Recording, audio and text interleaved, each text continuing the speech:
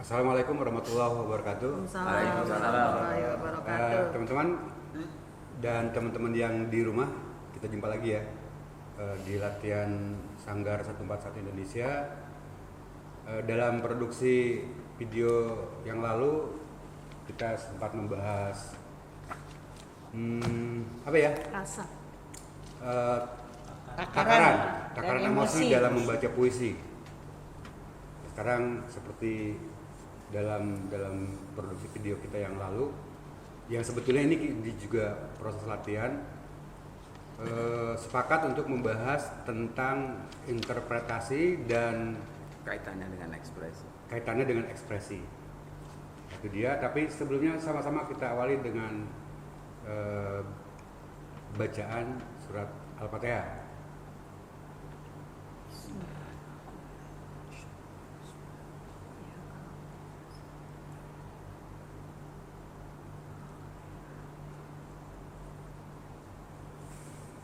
Selesai, dan langsung saja kita serahkan kepada guru kita,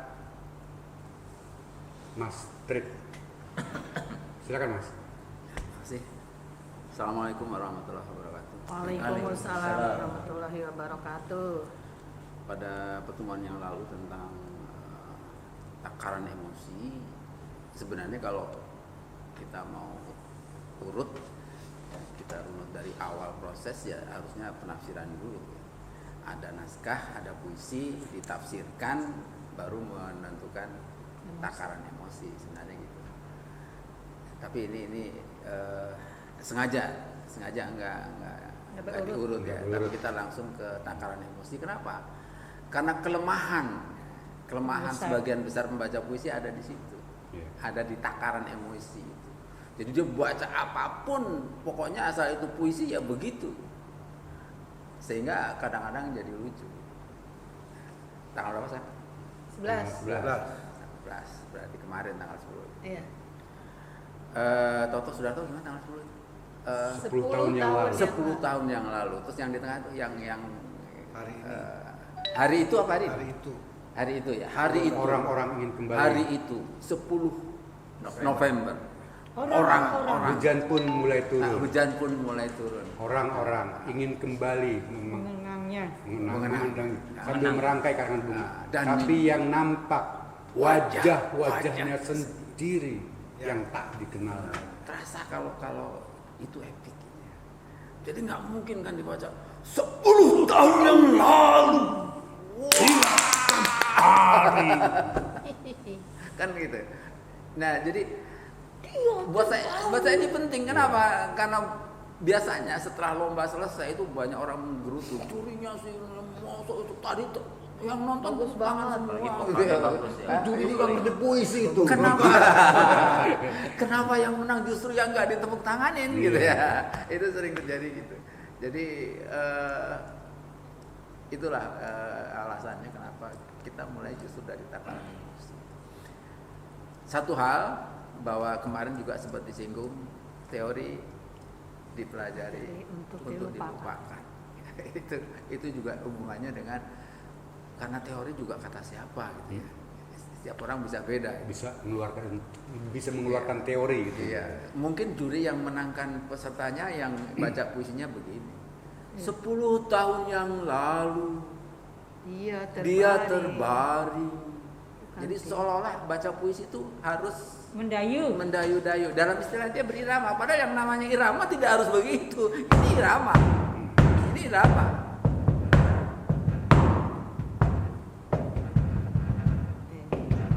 Ini juga irama. Banyak sekali irama. Nah itu yang membedakan puisi dengan prosa. Setiap kita membaca puisi kita harus memperhatikan iramanya, dan iramanya yang namanya irama baca puisi tidak selalu yang seperti tadi. Hari itu 10 November. Itu terpengaruh dari apa sih yang begitu tuh, yang muda itu? Hari itu. Itu karena November. awal orang baca puisi kayak gitu. Deklamasi gitu. Sama gerakan Mas. Ya. Jadi gerakan. kalau dia gerakannya misalkan 4 gitu. Ada tulisannya. Kita akan dibahas gesturnya. Loh itu kan Kebalikannya masalah yang muda-muda itu juga ada pembaca yang pokoknya sudah terpola dalam pikirannya harus gaspol. Jadi baca puisi apa aja gaspol. Nah kemarin kan kita udah bahas tuh ada 2 jenis puisi, epik, lirik. Kalau epik harus bagaimana menyikapinya, kalau lirik bagaimana harus menyikapinya. Ya, betul. Nah itu yang banyak pembaca juga kurang memahami itu. Ya. Betul. Nah, hari ini kita lanjutkan dengan itu tadi. Nah, Interpretasi.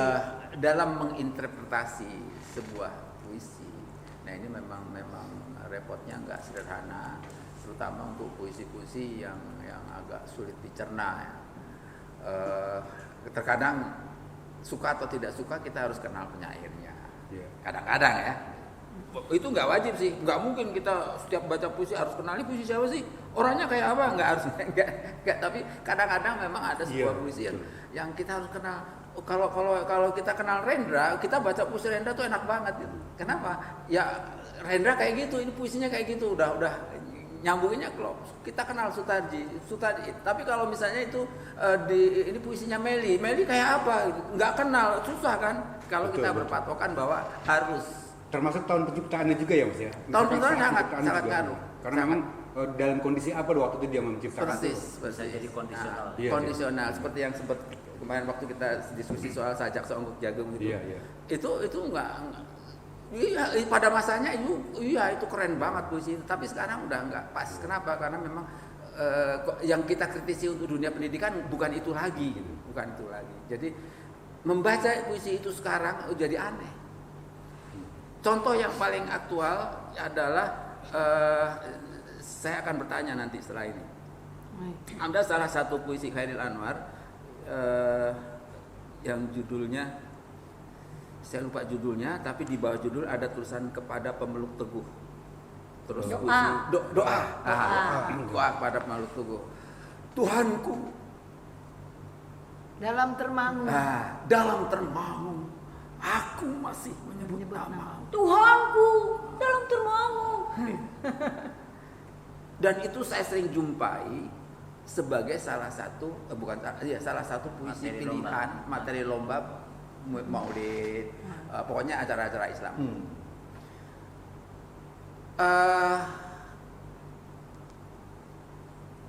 Kalau kita nggak tahu asbabun nuzulnya gitu ya, itu nggak masalah gitu ya. Tapi kalau kita tahu asbabun nuzulnya, masalah itu ada puisi apa namanya? Khairil di situ gitu. Iya. Oke, silakan coba dikritisi. Kenapa saya ngomong gitu? Yang Kenapa saya nggak setuju? Ya kan Setuju itu tuh. tahunnya angka 45. 4, oke, satu. Nggak setuju apanya maksudnya? bisa diulang Saya gitu. nggak setuju puisi itu Masuk ada dalam masuk di salah satu materi acara acara-acara lomba Maulid. materi lomba Bisa jadi Maulid. pada pemeluk teguhnya bukan berhubungan dengan iman Islam. Itu dia. Isinya. Karena dia tidak memahami isinya. Nah, Isinya. inilah manfaatnya antara lain penafsiran selain membaca puisi Termasuk tersendiri. kenal penyairnya. Termasuk kenal penyairnya menjadi penting gitu. Nah, hal yang kayak gini kan seolah-olah kok baca puisi rumit amat sih gitu ya. Iya, Sebenarnya enggak juga.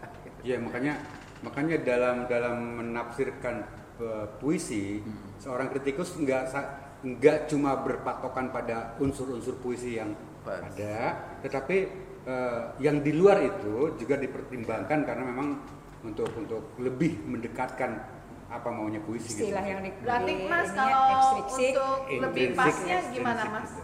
Ya, betul. Menginterpretasi itu supaya kita nggak sesat gitu. Ya, oke. Tadi disebut ya bahwa dalam pelajaran guru bahasa Indonesia, dalam pelajaran bahasa Indonesia kan ada istilah ekstrinsik gitu ya. Ya teorinya sih udah ikutin Iya. itu juga udah beres. Iya. Nah, justru saya ingin mengatakan bahwa itu nggak beres gitu. nggak cukup dengan apa Iya, yang kita nggak pelajari.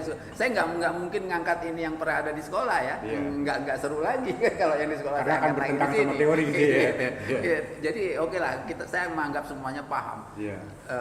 Unsur ekstrinsik dalam mempelajari sastra itu seperti apa.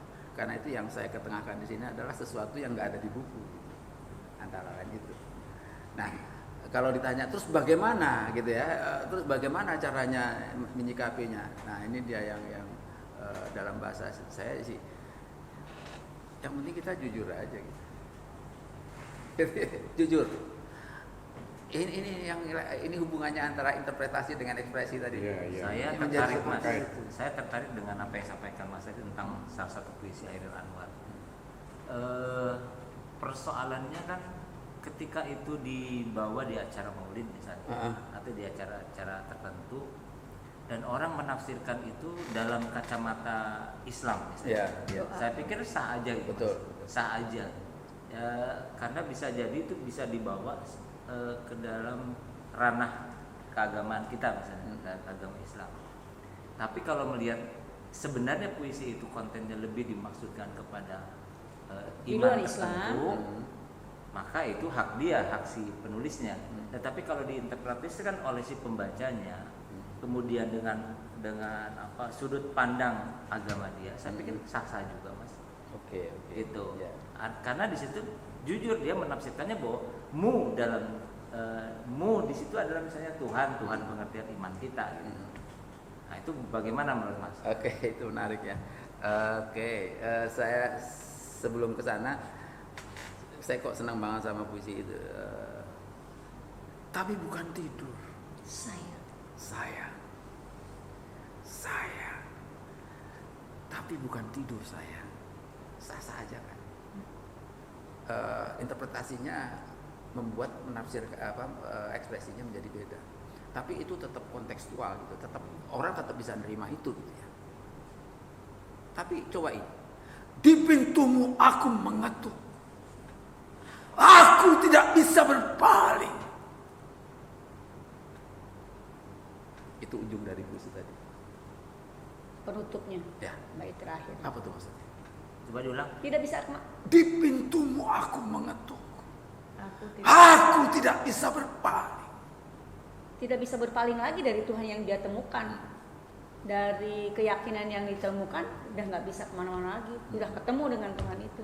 Nah, kalau itu dihubungkan dengan si pembaca Iya. dan kemudian dia dengan konsep keislaman, aku tidak di pintumu aku mengetuk, maksudnya kepada Allah gitu, pada Tuhan Allah. Aku tak bisa berpaling. Juga dalam pengertian akidah Islam. Sah nggak kira-kira Mas? Oke, dilempar.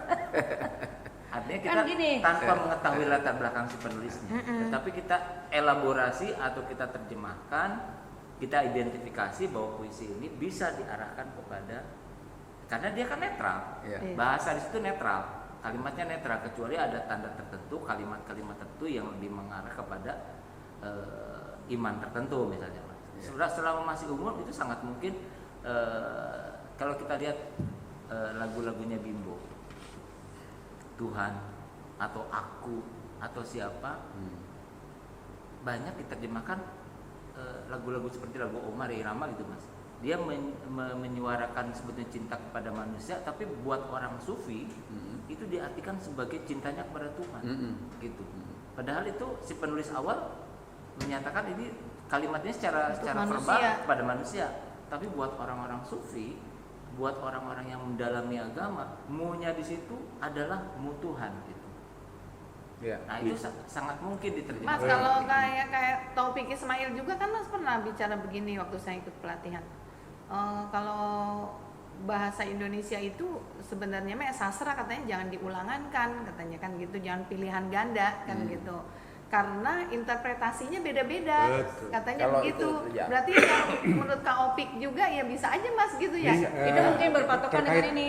Terkait sama Om Age sama Indang, saya pernah baca, nanti koreksi kalau saya salah, entah seperti Djoko Damono mengatakan bahwa seorang penyair ketika Tugasnya. puisinya sudah dipublish atau dipublikasikan, maka dia mati. Nah, Dia mati. Dan biarkan puisi menemukan takdirnya sendiri gitu kan. Jadi disitulah kekayaan. Jadi setiap kita pembaca di sini ada 10 kepala. Satu puisi kita hadapi ada 10 kepala, ada 10 penafsiran, itu sah. Karena latar belakang kita masing-masing beda. Ada yang ahli fisika, ada yang ahli matematika, ada yang ahli sosiologi.